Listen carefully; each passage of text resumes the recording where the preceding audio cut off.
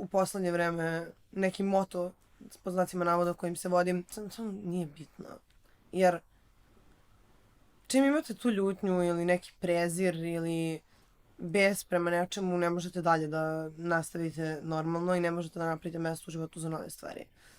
Tako da je to neki sastavni deo života. Tako kad setim osnovne škole, znači bukvalno pred srednju školu, tačno sve stvari koje mi je neko rekao, koje mi se nisu svidale ili koje su me povredile, iako možda nisam ni odreagovala na to, bilo nekih stvari, neko mi napiše neku poruku ili kaže nešto u šali i ja se nasmejem, ali zapravo duboko u meni je pogodilo je neki nerv, pogodilo je nešto i počelo je lavinu.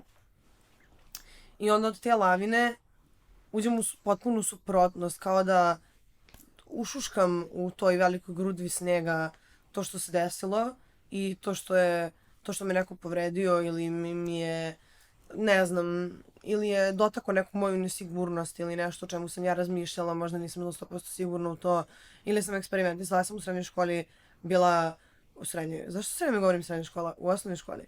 U osnovnoj školi sam bila, imala sam neki skater moment, slušala sam Avril Lavigne i nosila sam one okrugle kačkete. Zatim imala sam jedan koji je bio tigrasti napred, imao je onaj okrugli veliki kao hip-hop vrh, ne znam kako se zove ti deo kačketa, i pisalo je belim slovima pisanim u krsivu Wild. I to je bio neki, nešto moje, to je bio neki moj način da, neki moj rock'n'roll, pošto rock'n'roll nije bio cool u vreme kad sam ja išla tako u osnovnu kretala u srednju školu, tad je bio hip-hop, ali to je na neki način bio naš rock'n'roll, sećam se NWA, svi su slušali u školi NWA, bilo je kao, to nam je samo bio faza nekako.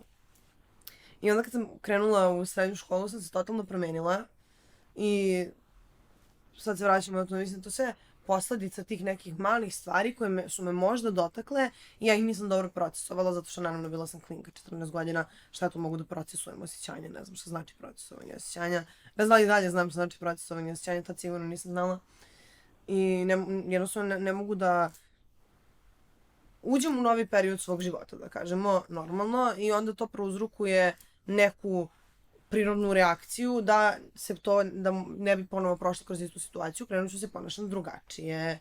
I od tog ponašanja drugačije nekako mislim da svi mi uđemo u neki u hodniku gledala ili trambolina, ne znam kako bi ga nazvala, i odbijamo se iz jednog u drugo i iz drugih uglova i nekako je period u kom se rapidno menjamo. I onda eksperimentišemo sa izgledom. Ja sam baš menjala dosta boja kose. Planiram inače da vratim svoju prirodnu boju, to je ovo gore. Ko vidi, video vidi, ali ko samo sluša moju brown boju, sad sam ofarbana u plavo, a pre plave sam imala crnu kosu, imala sam potpuno crnu kosu, a bela sam i anemična i to nije izgledalo baš dobro. Neki su mi govorili znam kao Snežana jer imam plave oči, ali definitivno nije izgledalo dobro. Izgledala sam kao na osobi iz horror filma koja prolazi kroz hodnik jako brzo u beloj haljini. Ali najsmešnije od svega što sam ja tada mislila da je izgledam najbolje na svijetu. Apsolutno. Pre toga sam imala zelenu kosu, imala sam tirkiznu kosu, imala sam u jednom trenutku čak i roze kosu, jer to bio period karantina i nekako samo smo čekali svi, devojke će me sigurno razumeti, samo čekate da odete do prodavnice da se otvori i da kupite nešto da vas zabavi. I onda je farba za kosu nekako prva stvar da vam ruka poleti i svi smo imali šarene kose, tim sve drugarice smo se jednom trenutku farbali, ja sam imala tirkiznu kosu. To je bila možda moja omiljena boja kose. Tirkizna je bila cool, ali ne bi se vraćala u tirkiznu. A ona je imala roze kose, onda smo izašle to veče na žurku. Da, bio je policijski čas, ali sećam se, tad su kućne žurke, kućne okupljanja bile jako cool i onda smo se nas dve pojavile sa šarnim kosama i to je bio cool moment. Ali nekako sada kada gledam nikad ne bi toliko eksperimentisala s kosom, iako kada bi meni neko to rekao, znam da i dalje bi to uradila. Hvala Bogu, imam sreće i mnogo dobru kosu, nije mi se uništila, ali znam da kad sam otišla da menjaju boju kose iz crnu u plavu, da su mi rekli da postoji šansa da mi otpadne kosa. I čak nisam ni bila crna u tom trenutku, pre toga su me ofarbali iz crne u samo brown, odnosno skinuli su mi farbu. I onda to je baš bilo najgore, imala sam neku crveno-narančastu boju kose. I postoji šansa da će opet biti narančasta, zato što imam mnogo blanša na glavi. Ali zašto bi, kao, farbanje je naporno. Niko ne priča o tome. Svi će vam reći kako je cool da promenite boju kose i svaki mim će biti u fazonu promeniš boju kose i život ti se automatski popravi, ali niko vam neće reći da vi kada se blajhate vi morate da sedite kod frizera, zavisi koliko da vam prime blanče, čak i da sedim da uvijem svetlu kosu.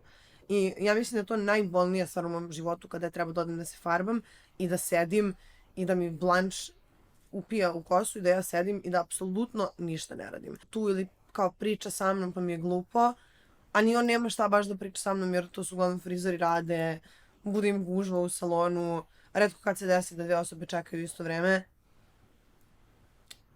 Jako osjećam puno bačenog vremena tu i ja dočekam da uštedim to vreme na farbanju. Ali ako ste sada u tom periodu eksperimentišete sa kosom, samo želim da vam kažem da 3 puta razmislite pre nego što uradite bilo šta, zato što perika će vas koštati mnogo manje stresa i mnogo manje vremena. A možete probati apsolutno sve boje kose. I privremene farbe za kosu su jako cool. Imam privremenu farbu za kosu koja mi stoji i samo čekam da opet imam promenit ću boju kose moment, ali nadam se da ne. Nadam se da nećemo doći do toga, vidjet ćemo, možda samo poklonim nekome. To je definitivno jedna od stvari koju bih voljela da sam znala kada sam kretala u srednju školu. Da nema potrebe da se iživljavamo sami na sebi, da se tetoviramo, da... Ja imala sam piercing na nosu i sad mi se brijala sam obrve neko vreme. Zapravo ko me pratio na TikToku, to je zna, meni su obrijane bilo obrve do pola. Jako dugo i ova jedna nikada nije izrasla, desna obrva mi nikada nije izrasla potpuno kako treba, nikada se nije savršeno vratila. Tako da, ne znam, u 20. sam više onako ušla u self-care i trudim se da zapravo radim nešto dobro za moju kožu jer sam toliko problema sama sebi pravila, onako farbam se previše, onda mi je kosa loša i ne znam zašto mi je kosa loša po znacima navoda. I onda moram da kupujem dodatna pakovanja i da smišljam neke načine da se brinem o svojoj kosi ili se šminkam previše zato što imam buljice, a u stvari imam buljice izlaze zbog previše šminke i onda sam samo u nekom začaranom krugu. A na kraju shvatite koliko vam je to vremena oduzelo. Jer samo neće biti bitno, za 2 nedelje neće biti bitno, za 2 nedelje neće buljica proći. A niste mnogo toga promenili svim vremenom koje ste uložili zapravo. I onda dolazimo do toga da se radi na nekoj efektivnosti, da je bolje da efektivno brinete o sebi, o svojoj koži i o svom tijelu nego da brinete da popravljate štetu konstantno, da napravite sebi problem zbog previše šminke i onda da konstantno morate previše self-care da radite ili da stavite previše čega god korektorne buljice koji će vam napraviti još buljice i sušiti kožu, pa se napraviti bore i onda ćete morati da stavljate hialuron ili nešto. Ja nisam protiv plastičnih operacija i znam dosta mojih prijatelja i poznanika i porodice je imalo neku plastičnu operaciju, ali iskreno mi je toliko drago što nikad u životu se nisam usudila na tako nešto. I zbog stvari koje sam čula od lekara i od ljudi koji su sami radili tako nešto, ako imate kriv nos, ide nam na skroz drugu polovinu lica i vi imate toliku potrebu da slomite svoj nos, da bi vam bio prav, potpuno vas razumem. Razumem vas, svi želimo da imamo ravan nos. Ali da neko, znam devojke koje su bile prelepe i imale onako, ili na primjer lep nos ili tako nešto, sad mnogo operacija postoji i rekonstrukcija vilica i fox size i usta i sve. I poslije mi samo nisu bile toliko lepe. Nikad im to nisam rekla. Možda. Šalim se. Ali rekla bi im. Ja sam iskren tip osobe. Nekako... Bilo bi mi žao da neko me ne kaže. Voljela bi da meni neko kaže. Ja kad uradim nešto glupo, voljela mi ljudi kažu. Ne bi voljela, ne znam, da se obrem na ćelovo i mi se kažu da, super ti je to. Ne volim mi kaže da mi je super. Reci mi da nije dobro, da mi ne stoji dobro, da mi je glava velika ili kako god izgleda, da mi je previše belo teme. trebamo da budemo iskreni. Mislim da nekako, ako smo previše fini i kao tim preteranim opravdavanjem tuđih akcija, zato što sam istojala kamera i mikrofon i sve, da tim preteranim opravdavanjem tuđih ludila im apsolutno ne pomažemo. Meni nije prijatelj osoba koja mi kaže da izgledam dobro ako ne izgledam dobro. Koja neće da mi kaže ako mi je kriv eyeliner ili ako mi se razmazao karmin. To mi nije prijatelj. Ili ako sam prosula nešto na majicu. Samo reci mi, stavit ću kosu ili ne rešit ćemo, ali moraš da podeliš tu informaciju. Samo moramo da budemo iskreni. To je dno i temelj svakog dobrog odnosa i prijateljskog i partnerskog i porodičnog i među ljudima s kojima radite 100%. Pričala sam malo o tome u prošloj epizodi, ali sad malo više fokusirano na self-care. To je to nadoknađivanje.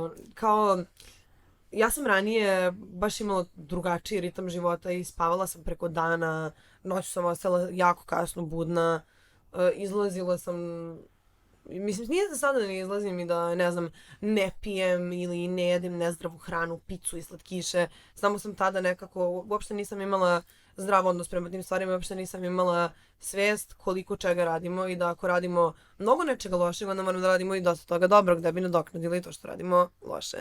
Jer ako radimo loše stvari sebi, onda se ne osjećamo dobro. Ako radimo dobre stvari sebi, onda se osjećamo dobro.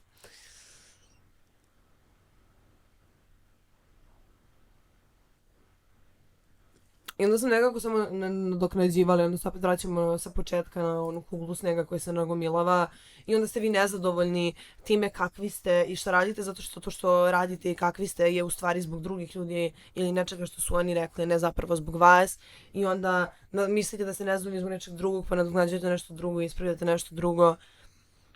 Na primjer, nazvat ćemo to paradoks mog treninga, paradoks Milicenog treninga. Ja sam prestala da treniram u osnovnoj školi. Znači, kraj osnovne škole, tačno početak srednje škole. Trenirala sam plivanje, trenirala sam odbojku, trenirala sam ritmičku gimnastiku, trenirala sam ples, zumbu i hip-hop.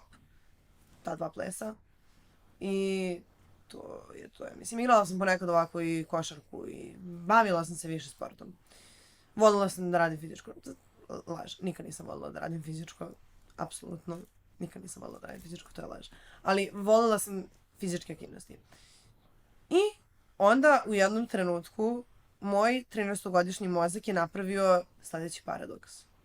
Ja se gojim zato što previše treniram i onda imam previše mišića. Inače nikad nisam bila debela, bila sam normalna, apsolutno uvek. Savršeno kako treba. Dovoljno masnih naslaga i mišićne mase. I ako prestanem da treniram, ja ću smršati. To je bila moja logika. Naravno, kad sam prestala da treniram, onda sam se malo više ulenjila, uležala, nisam osjećala toliko dobro, bila sam nervoznija, imala sam više, nekako, nisam imala utignute mišiće, kako to da nazovemo, nisam bila u treningu, kako bi rekli sportisti, i nisam bila zadovoljna kako izgledam. I onda sam mislila sam debela. I onda sam mislila sam da ako jedem manje, da ću izgledati bolje. To naravno nije bilo rešenje i to sam shvatila tako negde na polovini možda srednje škole. Sreća što sam jedno dosta ovih zaključaka došla do kraja svoje srednje škole. Srednja škola je za mene bila taj put mog ulaska i izlaska iz srednje škole. Ja sam iz srednje škole, znači izašla sam bolja, ali sam izdala izmučeno. Ja se sjećam slike iz mojeg ono kao yearbooka na kraju srednje škole. Izdala sam maltretirano. To delom zato što mi smo pola kraja išli online zbog svega što je bilo 2021. godine. 20. 19.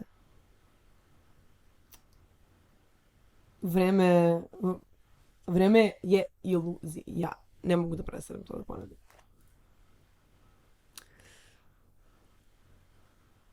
I da nisam sve to naučila, ne znam kako bi se posle nosila.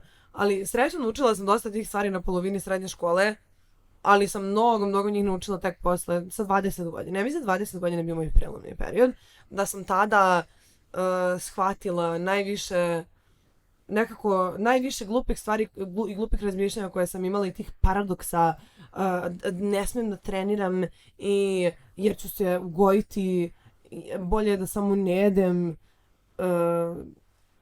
rešila tih nekih, ali mislim da svi prolaze kroz to, baš od drugarica svojih i prijatelja drugih, dosta čujem da svi prolaze kroz neke onako takve nesigurnosti, naročito, mislim to do nerazumevanja. Meni je pomoglo to što sam radila s dobrim trenerima i što su mi objasnili kako stvari zapravo funkcionišu i šta je zapravo bitno, a što zapravo nije bitno i zaključak iz toga svega da je najbitnije da vi dođete na trening. 2 do 3 puta nedeljno. Najbolje bi bilo, ako imate toliko vremena. Ništa drugo nije toliko bitno. Koju ste vežbu radili i da li ste radili ovaj ili onaj metod, nije toliko bitno. Ako se vi krećete i trenirate, bit ćete zdravi. Tu ćemo završiti tu temu. Ali ja ne želim da zalazim u neke poremećaje u ishrani i bilo šta, jer mislim da samo moramo da radimo prave stvari da ne bi došli do toga da radimo pogrešne stvari i da ne bi došli do toga da nam pogrešne stvari padaju na pamet, kao što su meni, zato što nisam znala mnogo toga. Ali onda sam se farbala u plavo i naučila mnogo toga.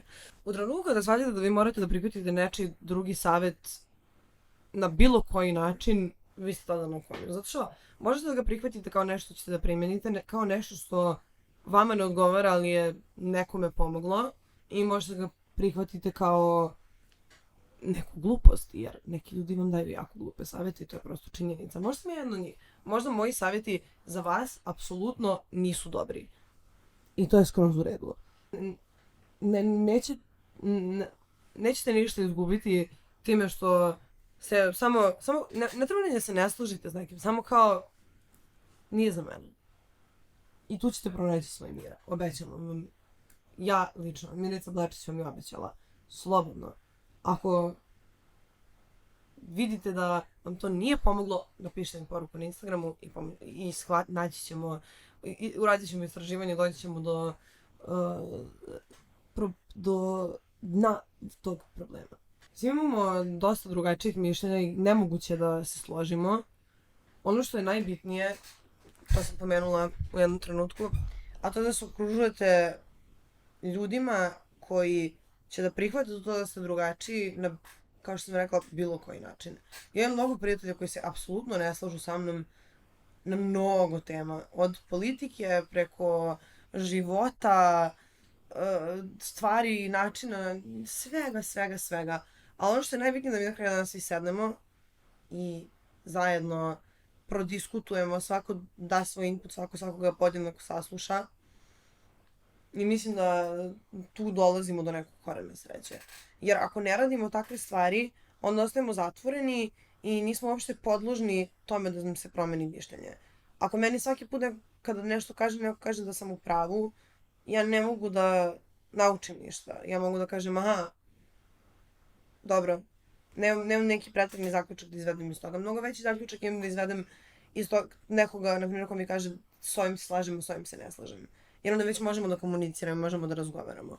Jer onda očigledno imamo slično iskustvo, nemamo isto sigurno, jer niko od nas nema drugačije iskustvo. I mnogo je pogrešan način, mislim da se dosta ljudi, naročito mladih, ja sam sigurno imala problem sa tim u tom periodu srednje škole, bori sa tim da jednostavno nije svačija istina ili svačije rješenje nije rješenje za svačiji problem. Možete imati potpuno isti problem, ali vi ste potpuno drugačije osobe i jedno potpuno isto rješenje neće rešiti vaš problem. Ali ako znate 500 rješenja na isti problem, naći ćete jedno koje vam odgovara. Makar kombinacija svih tih. Ili ćete izvesti svoje rješenja na osnovu tih rješenja. Sad izvuči koja priča u matematici. Ali mislim da smo se razumeli. Zato što ne samo što potičemo iz drugačijih i sredina i okruženja, porodica, mjesta, zemalja, čega god, šta god da je drugačije kod nas.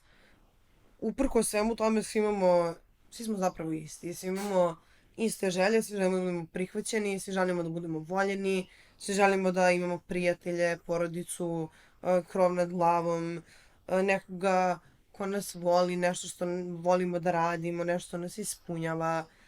Tako da, mnogo je bolje fokusirati se na takve stvari, naročito kada ste okruženi sa ljudima. Ja mislim da je nikada za vreme svog pohađanja škole srednje, nisam došla do tog zaključka da je dobro to što se ja ne slažem ni sa jednom osobom koja sedi verovatno u istoj zgradi kao i ja u tom trenutku.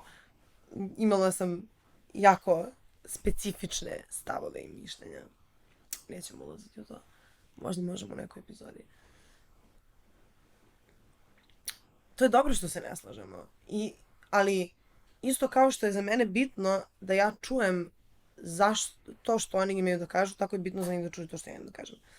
I mnogo dece tu sam primećivala, naročito ima tako ljudi koji se povuku, ona deca koja nikada neće da kažu ništa. Nisam bila jedna od njih, ja sam uvijek htjela da kažem do neke tačke. Ako vidim da neko neće da me sluša, onda neću pričati.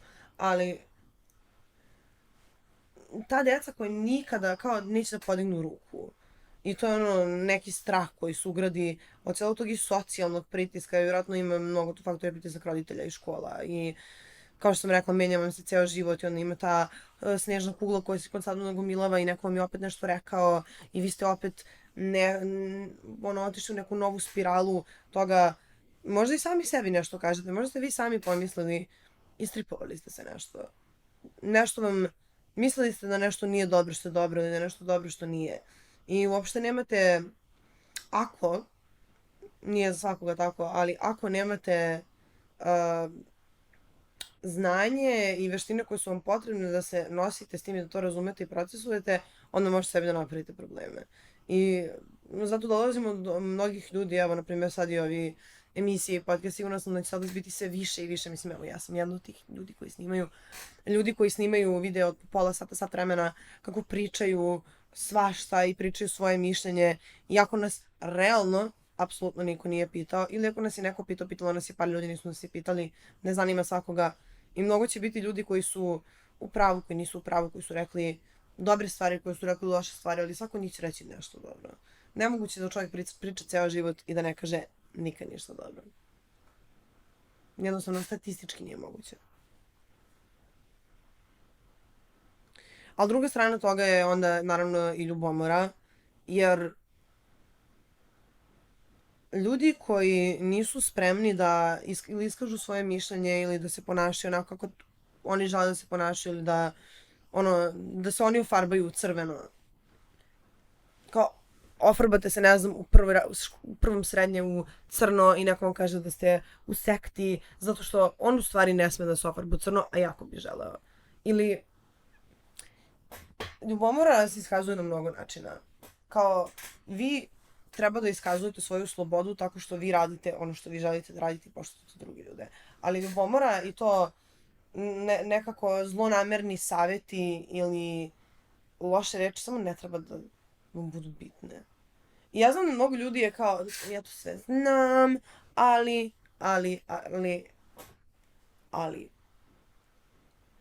Na svako ali može da se doda još jedno ali. To je, negdje sam to pročitala jako davno i to je stvarno istina. Tako da, ali iako su takvi ljudi grozni prema vama ili vam ne odgovaraju ili vi ne možete da podnesete sekund da budete u istoj prostoriji sa njima, možda su imali težak dan kod kuće. Možda su oni pitali mamu da probuše nos pre nego što došli u školu ili došli su u školu i vi imate probušen nos i oni su ljubomorni na vas. To je isto činjenica. Ili, mislim, ovo je sad jako banalan primjer koji sam ja navela, ali to možda mnogo dublje od toga da ja ne volim da pričam previše dubokoumno, to je ono generacijski Gen Z moment, verovatno, ali generacija Z moment. Ali samo treba se fokusirati na sebe, jer i ako pogrešite milion puta, doći ćete uvijek do zaključka šta je na kraju dobro za vas, ali ono što sam pričala u prvoj polovini, kada sam počela da pričam o snežnoj kugli koja se nagomilala od osnovne škole do srednje škole u adolescenciji, ne treba ni da idete u preterane krajnosti ako niste i dalje sigurni šta želite, a realno, ja ne znam sa koliko godina, to moram da govorim neko mnogo stariji od mene, smo mi zapravo sigurni šta želimo u životu i ko želimo da budemo, jer se menjamo, uvijek se menjamo i dalje se menjamo, stalno se menjamo. I to je nekako lepota. Meni je najlepša stvar na svijetu kada vidim koliko sam se promenila u zadnjih godinu dana, 2 godine. I što sam se više promenila, ja vidim veći napredak. Ako se nisam uopšte promenila, to mi govori nešto loše. To mi govori da stagniram. Jer ne možete da stojite u mjestu. Možete da idete u nazad, ne možete da idete u naprijed, ne možete da stojite u mjestu.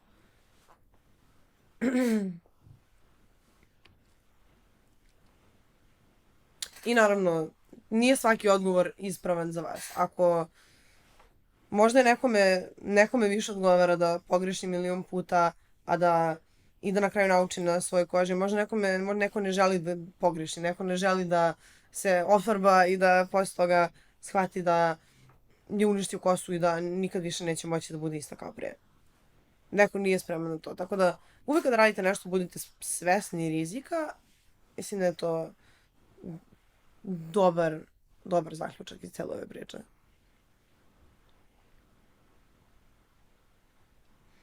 Zato što ako svi želimo drugačije stvari, realno stvari koje ja želim od svog života nisu stvari koje ti želiš od svog života ili koje tvoj najbolji prijatelj ili tvoji roditelji žele od svojih života, onda ne možemo ni svi da radimo iste stvari.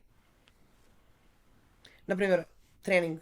Vraćamo se na trening. Ako ja idem u teretanu i Novak Đoković ide u teretanu, ja i Novak Đoković nemamo iste ciljeve u teretani.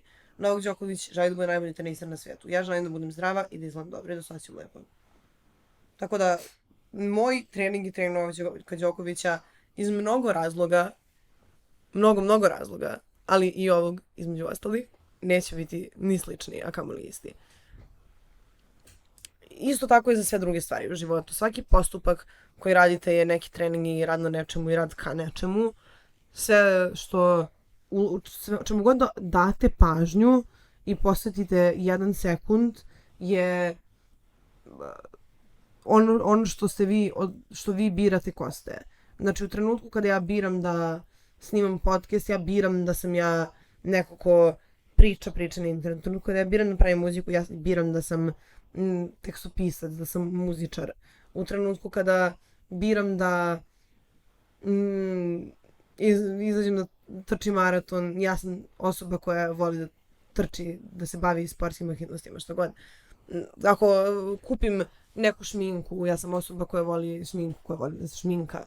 I što više puta kupim šminku, to će biti više osoba koja voli da se šminka. I što više radim na nečemu, to će biti bliže tome da zapravo uspem.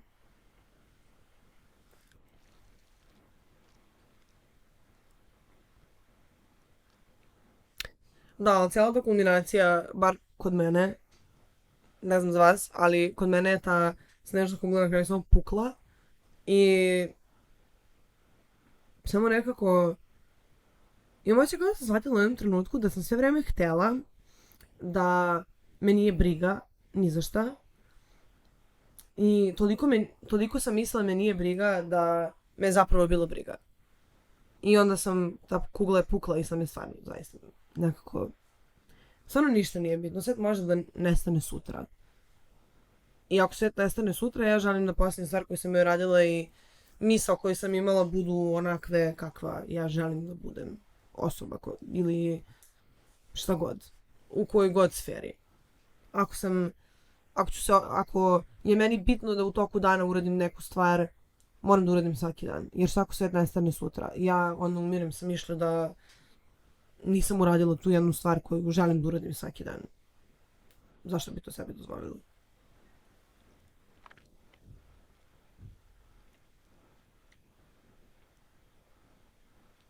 Trenutno mi leži ovaj neki clean girl estetika, I guess, ali trendovi se menjaju. Trendovi su nekako, to je samo trend, ali najbolje bi nazvala, iako clean girl vjerojatno nije više cool, vjerojatno ima nešto novo, ali trenutno mi je to ono što meni prija i mislim da će ostati tako, vidjet ćemo do kada. Ali nezavisno od svih trendova, ja mislim da treba da radite ono što vama prija. Ako vi mislite da će vama lepo stajati neka boja kose, iako nije trenutno popularna, ofarbite se tu boju. Ako mislite da vama neće lepo stajati farba na kosa jer će biti spaljena, nemojte da se farbate ni u jednu boju, ma koji trend nalagao šta. Ja kad sam bila mala, farbali smo se sokovima, step sokovima. Ne znam, mislim da to deci sada, ali mlađim ljudima je to sada apsurdno, jer farba kosu sokom. Ali mi smo to radili. Cijela moja generacija, svi su farbali kosu sokom. Meni mama jedino nije dala da farbam kosu sokom. I svi su izgoreli kosu. Apsolutno, svima je kosa posle toga bila užasna i morali su šišaju na kratko. Moja kosa nije, zato što se nisam farbala. Tako da, još jedan od razloga zašto treba da slušate roditelje, ali ne zašto treba da slušate roditelje, ali zašto treba da pazite s trendovima i ne treba baš da ih pratite. Naročito sada gdje se trendovi menjaju iz dana u dan. Znači, bukvalno, kako nova pevačica izbaci novi album, kako se promeni godišnje doba i vreme napolju i kako koji oblak zakloni sunce, trendovi se menjaju, tako da ako pratite trendove, nikada nećete moći zapravo da dođete do nečega.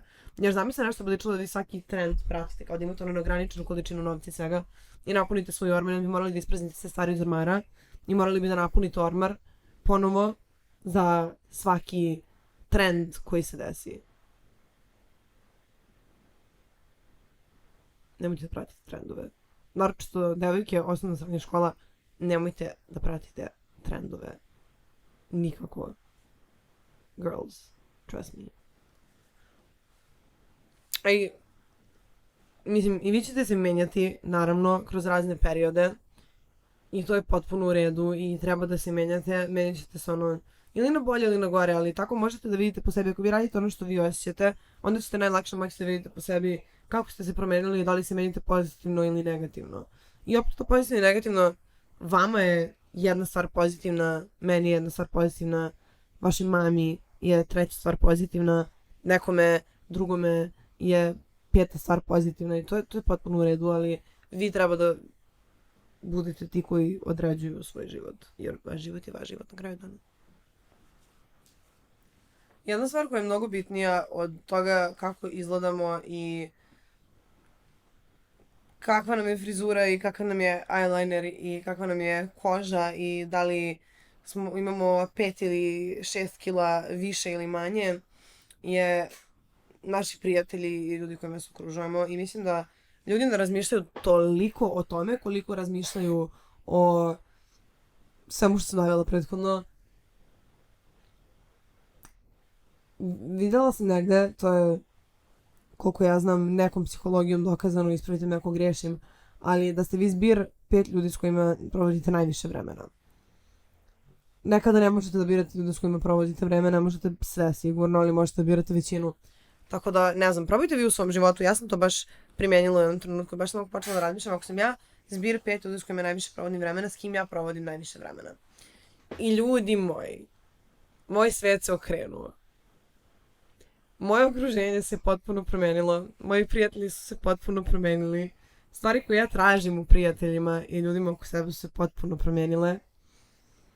Tako da, to je jako da, voljela bi da svako na svijetu primjeni taj savjet i da svako ko nije uradio to u svom životu uradi, jer vi ne znate, samo vi ste zbir 5 ljudi s kojima provodite najviše vremena. Ko su tih 5 ljudi? Da li oni rade dobre stvari ili rade loše stvari? Da li mislite da će oni za 5 godina biti uspješni ili neće biti uspješni po vašim merilima ili njihovim merilima samim? Da li rade ka stvarima koje oni žele? Da li su samo dobri ljudi? Da li vama su dobri prijatelji kao što ste vi njima? I da li ste vi njima dobri prijatelji? O moj Bože. Do kakvih se zaključaka dolazi na taj način? Mislim, to definitivno nije stvar od koje treba početi, zato ih pominjem na kraju, ali kada izgradite sebe kroz sve ove prethodne neke nesigurnosti i teme koje sam vam rekla, naravno to je put kroz koji idemo celog života, vjerojatno ljudi iz 50 godina i dalje imaju takve nesigurnosti, ali kada napravite temelj ovih ostalih stvari i dođete do ovoga, možete dobiti kao plus 5 aure za ove ostale stvari, ali ćete dobiti plus 50 za ovu jednu stavku kada promenite ljude s kojima se okružujete. U najgorim slučaju nemojte se okruživati ni sa kim, jer bolje da vam jedini prijatelj bude mama nego da imate neke loše prijatelje koji vam žele loše stvari i ne podržavaju vas.